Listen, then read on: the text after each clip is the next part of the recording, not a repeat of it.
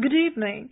This is All India Radio and I am Saira Mujtaba with the news at 9.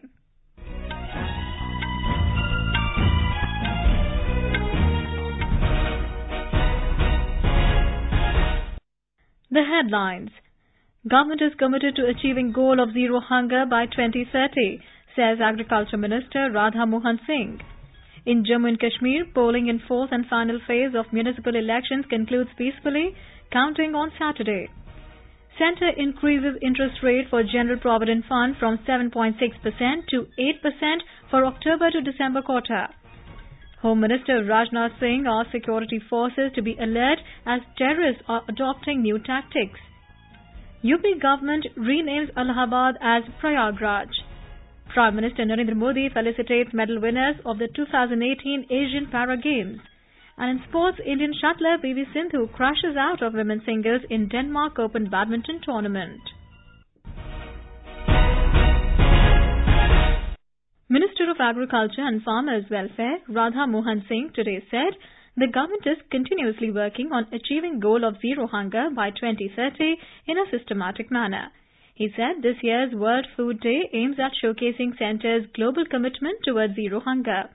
Mr. Singh was addressing a two-day agri-startup and entrepreneurship conclave in New Delhi on the occasion of World Food Day today. Applauding the efforts of the scientists, Mr. Singh said 45 models on integrated farming for 15 different climate zones in the country have been devised. The minister said that during the last 4 years, agricultural production has increased manifold. पिछले 4 वर्षों में देश के किसानों ने जो परिश्रम किया है, राज्य सरकारों ने जो सहयोग दिया है, हमारे अधिकारियों की मॉनिटरिंग, परिणाम आप देखेंगे कि 2013-14 में खाद्यान्न का उत्पादन 265 मिलियन टन था। उस 17-18 में आजादी के बाद का रिकॉर्ड तोड़ उत्पादन हुआ है 284.63 मिलियन टन, यानी 20 मिलियन टन की बढ़ोतरी हुई है। Polling in fourth and final phase of municipal elections in Jammu and Kashmir has concluded peacefully today. The four-phase polling for urban local bodies, held after a gap of 13 years in a peaceful manner, was satisfying for the administration and security agencies. A report from our Srinagar correspondent. Peaceful and orderly culmination of four-phased municipal election in the state, particularly Kashmir Valley, is satisfying for state administration and security agencies. The low voter turnout is seen in the perspective of two mainstream regional parties, National Conference and PDP, staying away from these polls. While counting will be taken on 20th October, the focus will shift to 9-phased Panchayat poll slated in the month of November and December in the state. Mushtaq Ahmed Tantre, AIR News. Election Commission today issued a notification for the first phase of polling for 18 assembly constituencies in Chhattisgarh to be held on 12th of November.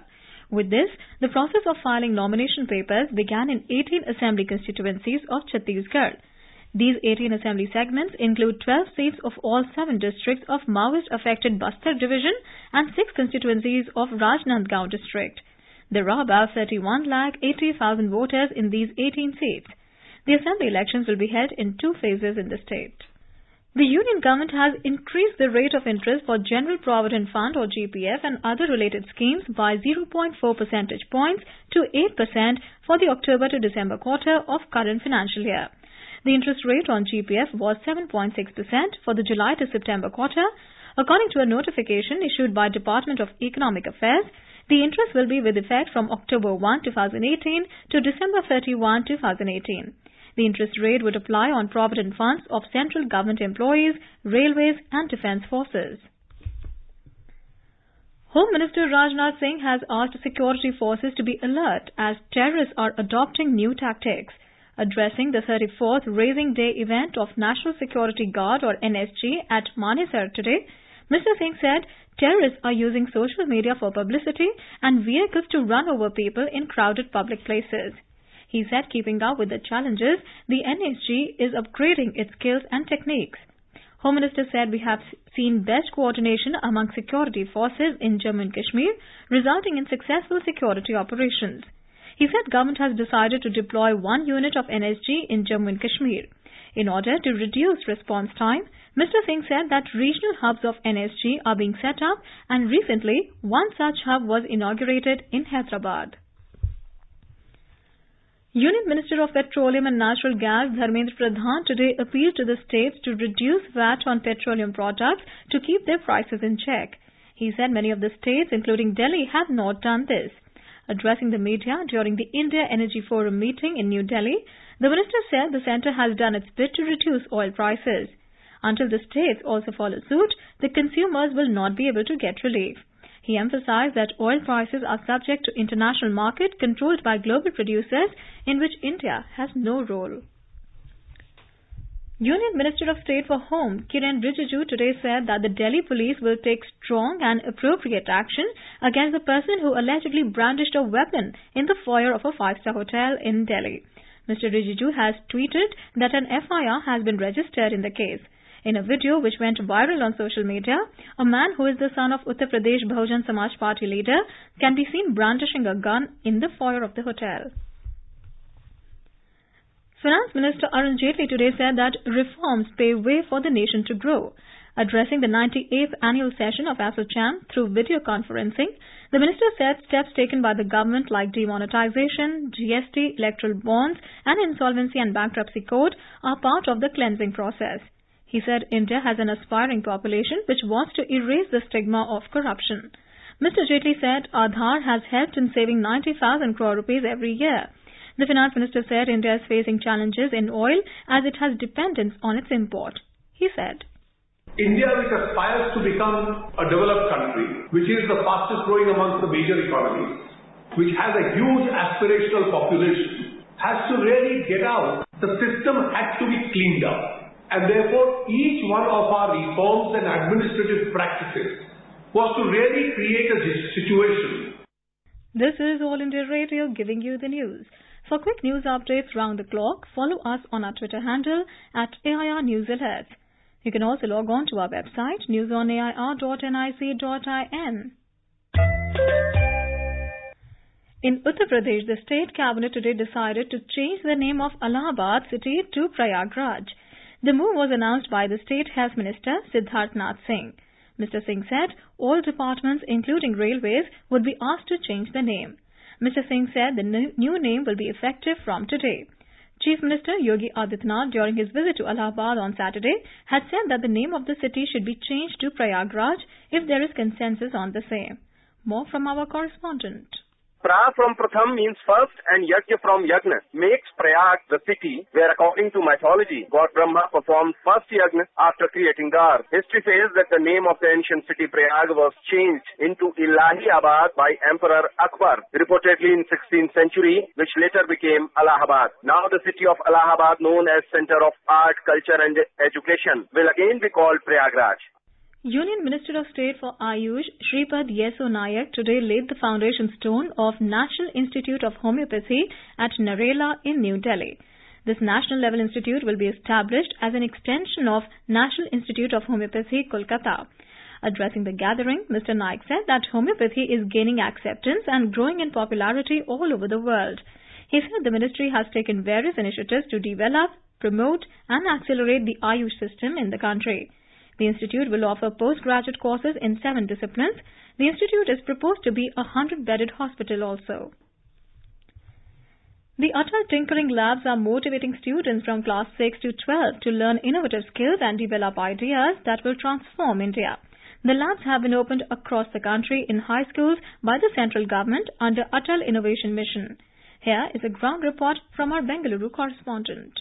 The Atal Tinkering Lab in Siddharameshwara High School in Belagavi is motivating students towards creative ideas beyond regular curriculum and textbook learning. A teacher in the school, Sivalila Pujari, has said that the lab will let students explore skills in designing, computational thinking, adaptive learning and artificial intelligence. The children have inherent creative minds and, as told by Swami Vivekananda, there is a need to explore this potential and bring out the creativity. This will promote scientific temper, innovation and research among the youth and catapult India into Tech Hub. Yash Arabavi is a student in Siddharameshwara High School who tells us the benefits that he derived from the Atal Tinkering Lab. An opportunity at innovation within the country is something something we need to be happy about. Advances in modern technology, artificial intelligence and robotics are being taught in the lab. We can now compete with international schools.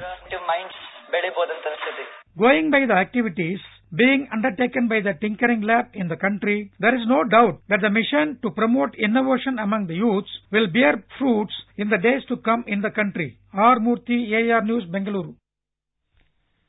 Two Goa Congress MLAs, Subhash Shirodkar and Dayanand Sopte, today joined the BJP in New Delhi.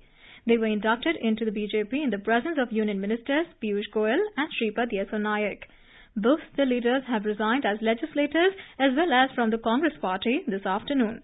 Mr. Shirodkar was an MLA from the Shiroda constituency, while Mr. Sopte was an MLA from Mandram. Later, addressing media persons, Mr. Piyush Goyal said their induction into the BJP will strengthen the party to work more effectively for development and growth of the state.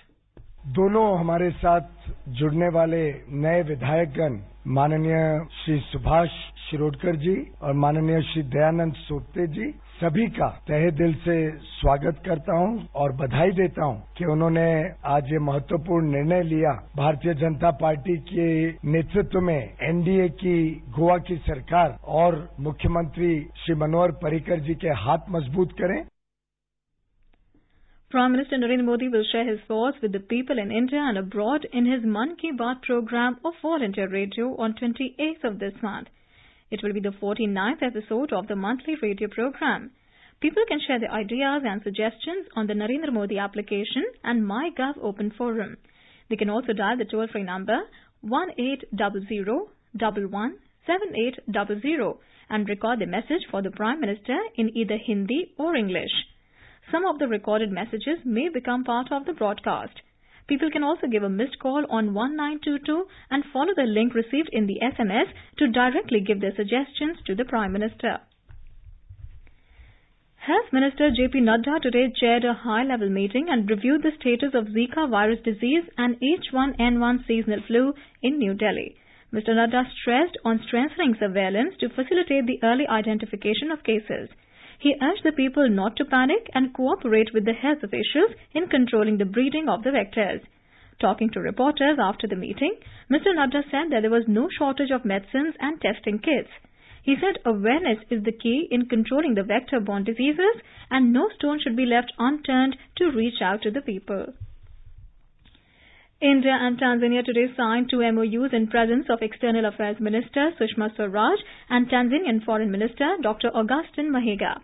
The MOU are between Foreign Service Institute of India and Center for Foreign Relations Tanzania and National Research Development Corporation and Tanzania Industrial Research and Development Corporation. The agreements were signed following India-Tanzania 9th session of Joint Commission on Economic, Technical and Scientific Cooperation in New Delhi. In a tweet, External Affairs Ministry spokesperson Ravish Kumar said, comprehensive discussion was held on stepping up cooperation in trade and investment, defense and security, development partnership, science and technology, oil and natural gas, culture and people-to-people relations. He said relationship between the two countries are on the foundation of shared ideological commitment and has blossomed into a closer partnership. Prime Minister Narendra Modi today met and felicitated the medal winners of the 2018 Asian Para Games. Speaking on the occasion, Mr. Modi expressed happiness at receiving the medal winners.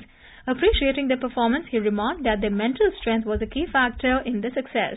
The Prime Minister complimented them for contributing to raising India's profile on the global stage.